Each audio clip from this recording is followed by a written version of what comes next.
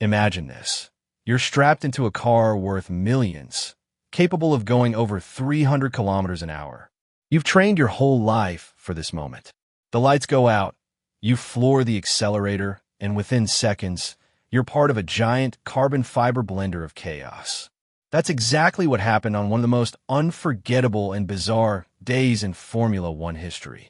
Today, we're diving deep into what might just be the weirdest crash ever seen in F1.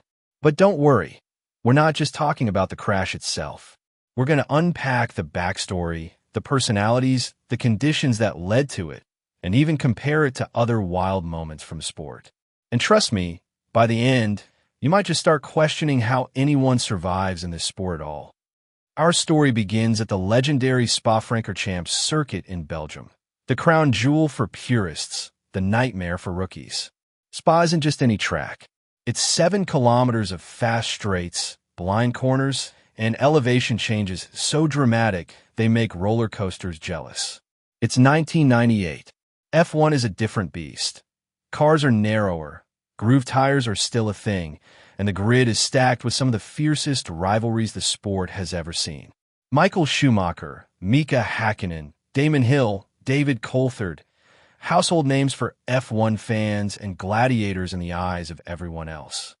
The weekend starts with unpredictable Ardennes weather. Locals will tell you, if you don't like the weather in Spa, wait 5 minutes. It'll change. And on race day, it delivered something special. Sheets of rain, visibility close to zero.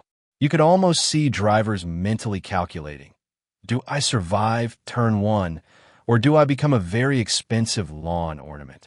Lights out, and immediately, absolute carnage. David Coulthard, starting from the second row, loses control almost instantly on the run down to Eau Rouge. His McLaren snaps sideways, slams into the wall, and rebounds straight into the path of the oncoming pack. The result?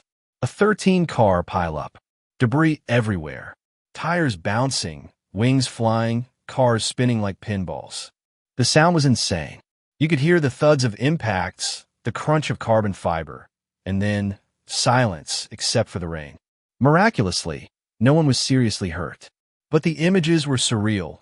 A traffic jam of million-dollar machines, some still with engines sputtering, others reduced to nothing but cockpits and wheels. Now, here's why this wasn't just another wet weather crash. Spa has seen rain before. Spa has seen crashes before. But this was different. Timing. It happened literally seconds into the race. Most drivers didn't even get to shift into third gear. Scale. Over a third of the grid wiped out instantly. Cost. The combined damage was estimated in the millions in 1998 money. Repeat start. The race had to be restarted with spare cars.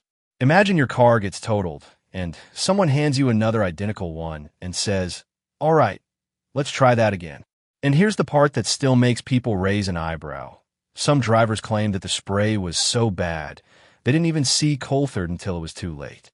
Others, well, let's just say, they weren't buying that excuse.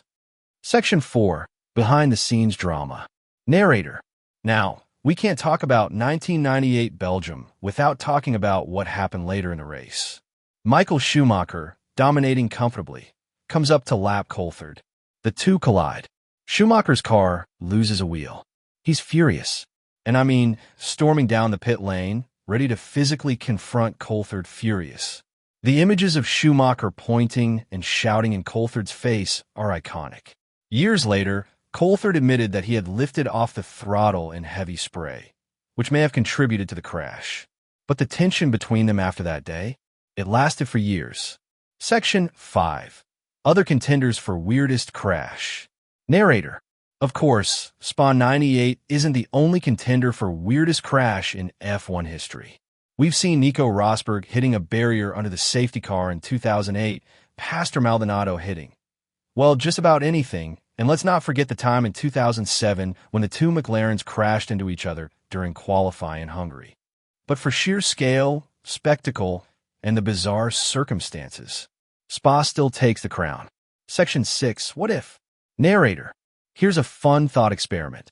What if Coulthard hadn't lost control? Would Schumacher have still run away with the championship? Would Häkkinen's season have looked different? And what if, and I know this is crazy, they raced in those conditions today? Would modern F1 even allow a start in such poor visibility? Outro, Augins Huki. Narrator. So, was Spa 1998 the weirdest crash ever? Or do you think another moment tops it? Let me know in the comments. And while you're at it, tell me which F1 rivalry you'd like us to cover next. Because if there's one thing this sport does better than speed, it's drama.